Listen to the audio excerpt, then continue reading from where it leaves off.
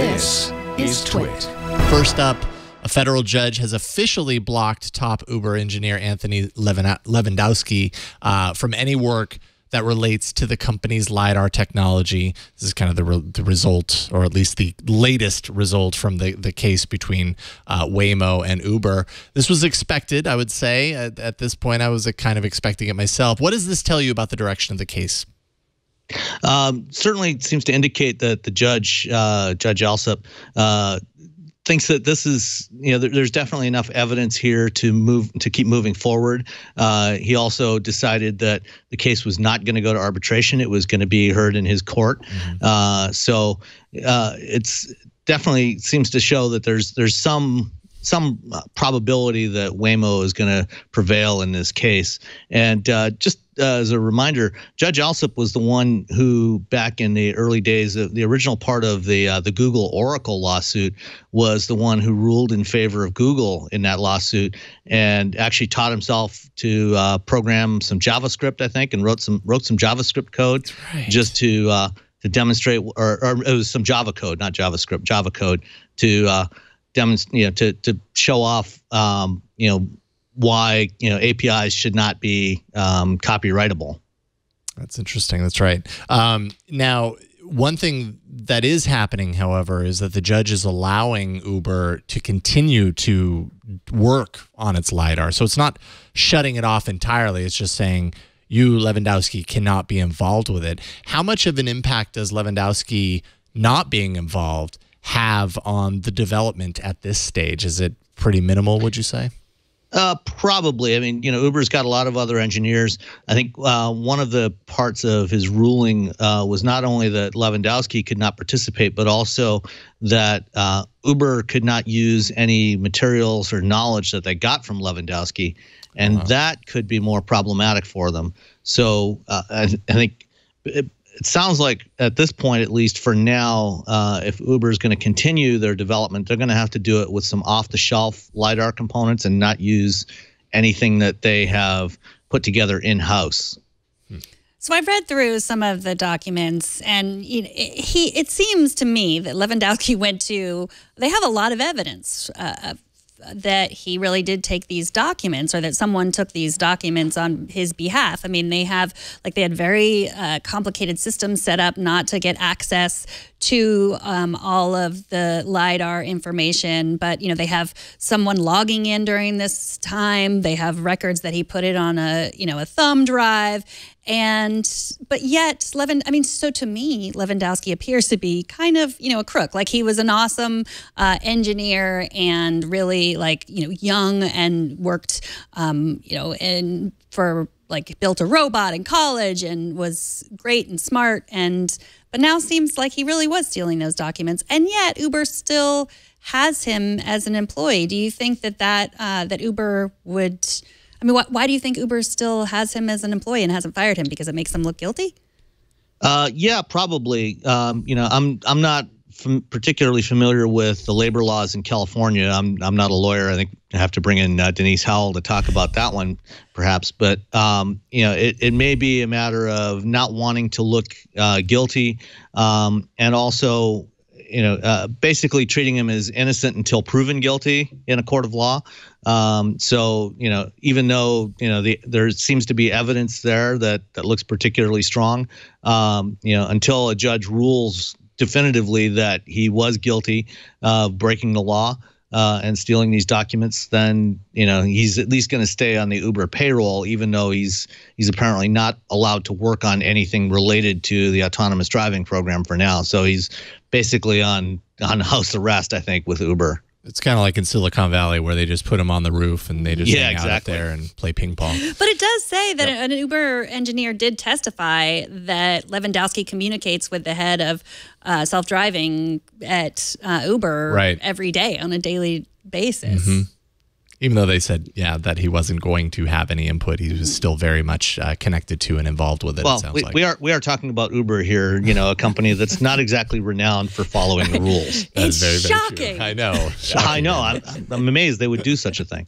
Well, in a move that one could easily interpret as salt in the wound, Waymo and Uber rival Lyft confirmed a new cooperative deal that brings the two companies together with a shared goal of mainstreaming autonomous vehicle technology. Explain what exactly this deal encompasses for Lyft and Waymo. Well, actually, to be honest, neither Waymo or Lyft have actually officially announced anything.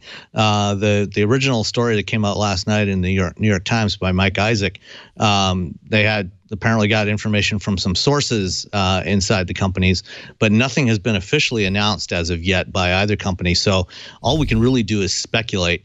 But it looks like, based on Mike Isaac's story, that what they're doing is Waymo is going to be deploying Lyft is going to be deploying some of the Waymo minivans on their platform at some point in the near future for testing. Last week or the week before, Waymo announced their early rider program, where they were launching their own ride-hailing service in the Phoenix area using their fleet of Chrysler Pacifica minivans, and starting to test that out. And now they're putting some of these with Lyft, and it sounds like it's similar to the deal that Uber and Mercedes-Benz announced back in March, where Mercedes is going to be deploying some of their upcoming autonomous vehicles on the Uber platform, basically using Uber's platform to allow riders to request rides, and then Mercedes vehicles would show up. They'll be owned by Mercedes and operated just as any other normal driver would show up using the Uber platform. I think this is going to be something similar for Lyft. So Lyft riders can request a ride, and a Waymo van will come and pick them up. I think that one of the things to keep in mind is that Lyft also has a partnership with General Motors. GM invested $500 million in Lyft last year, and they've announced that Lyft is going to also be testing some autonomous Chevrolet Bolts on their system. At some point in the next year or so, they're going to start doing that. And so, but those are very different vehicles from the minivans that Waymo is using. So it's possible that what Lyft is doing here is they're working on algorithms for how to deploy different types of vehicles on their service based on what riders request. So if you've got a group of people traveling, you could request a larger vehicle like the minivan, or if it's just one or two people, they can get a Bolt. Or they may also be reserving the minivans for their Lyft Line service, which is their carpooling service, and using them there. So we'll have to wait and see when the official announcement comes out, which could be in the next couple of days. So has Lyft ever been in the self-driving car business? Like, have they ever hired anyone, like any engineers that are involved in self-driving cars, or have they ever talked about doing any sort of self-driving car technology? No, I've talked to people at Lyft, and they're not interested in developing the autonomous driving technology on their own. What they want to do is partner with manufacturers, with car makers that are doing it, and get them to deploy their vehicles on their service. And until now, the presumption has been that GM would be perhaps the one and only doing that because of their investment in Lyft. But obviously, that it's clear, if assuming that this Waymo deal is true, then the GM deal is perhaps not exclusive, and they're open to working with other companies as well. I mean, I imagine that there's at least some truth here. The deal, I guess, in this article I'm seeing, deal was confirmed. So all we have is a confirmation at this point between Lyft and Waymo that there's something happening, and I guess we'll find out hopefully in the next few days. It's been confirmed by sources. There's nothing's been officially announced, and no one is talking on the record about it yet. Got it. So presumably this will be happening. I reached out to some of my contacts, and they weren't willing to say anything on the record yet. But I think in the next day or so, we'll probably hear something. Perhaps at this conference that I'm going to be at in Santa Clara over the next couple of days, there is going to be someone from Lyft speaking at that conference. So perhaps she'll make an announcement at that time. Yeah, that could be a good time for that. And I have to imagine that would be a good spot for Lyft to be in. They're a distant second in the ride-hailing services, behind Uber. But partnering up with Waymo in this facility could be nothing but good for them. But in news that is confirmed, finally, Google today announced a new partnership with Audi and Volvo that brings Android into their vehicles. Not only Android Auto to control the infotainment system, but on a deeper level. What does today's announcement entail exactly? Is this control over everything technology inside of these vehicles? Sort of. So this goes back to an announcement that Google made at CES back in 2014 when they announced the Open Automotive Alliance, and they announced that they were going to develop a version of Android to run on car infotainment systems. So not, the Android Auto that we know today is basically kind of a driver layer that sits on the vehicle head unit and communicates with software that's running on your phone when you connect your phone, and then it displays information that's projected from the phone onto the screen in your car, and then it translates the control signals, whether it's touch screen or a control knob or whatever type of interface the car has. This next stage actually takes Android, a full-blown Android stack, and puts it right on the head unit. So the whole infotainment system is running Android. And actually, yeah, the picture you're seeing there is actually from the car my wife and I just bought a couple of weeks ago, which is a 2017 Honda Civic, which has actually been running Android for a couple of years. And if you dig into the stack, you can actually find the open source Android browser. And this is actually a separate program. This is not part of the Android Automotive program. Honda basically took the Android open source project and then built their infotainment interface on top of that. And then, it's running an old version of Jelly Bean. But what they're putting on the Audis and Volvos is going to be brand new stuff, at least Android 7. Probably by the time it actually gets to market, it'll probably be Android 8, Android O. And then you'll have Google will have a version of their default interface, like they do with phones on the Pixel and Nexus phones. There'll be a pure Android version interface that would be available. But I think manufacturers, Audi hasn't shown theirs yet.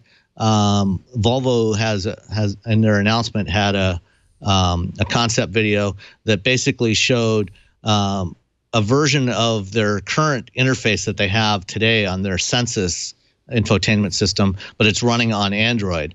And back at CES in January, Chrysler showed a prototype vehicle with an Android-based infotainment system that it was running full-blown Android underneath, but it had the same interface as their current production Uconnect system. So manufacturers will be able to put whatever interface they want on top of it, but it's running just like you've got HTC and LG and Samsung put their own interfaces on top of Android on phones.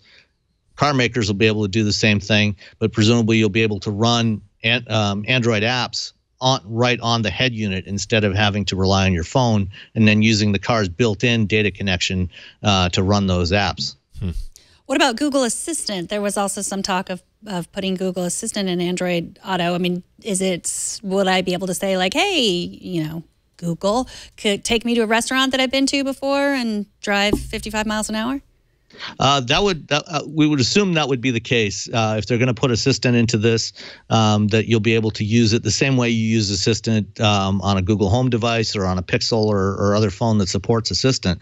You'll have the same sort of AI capabilities in the car to presumably interface with whatever apps that Assistant can interface with, and then do those sorts of tasks like make a reservation for you with just a voice command, which would be much better than having to tap around on the screen to do the same things. Or maybe Assistant on your iPhone. Dun, dun, dun, calling back to earlier in the show. Well, that's the funny thing in the Honda, in our Honda. If I plug in an iPhone into it and run CarPlay on there, it's actually CarPlay running on Android. What? Really? Because the head unit is running Android. Yeah, that's crazy. So you can run iOS on Android. Wow. My brain just exploded. Sorry if you heard that. That was my brain exploding.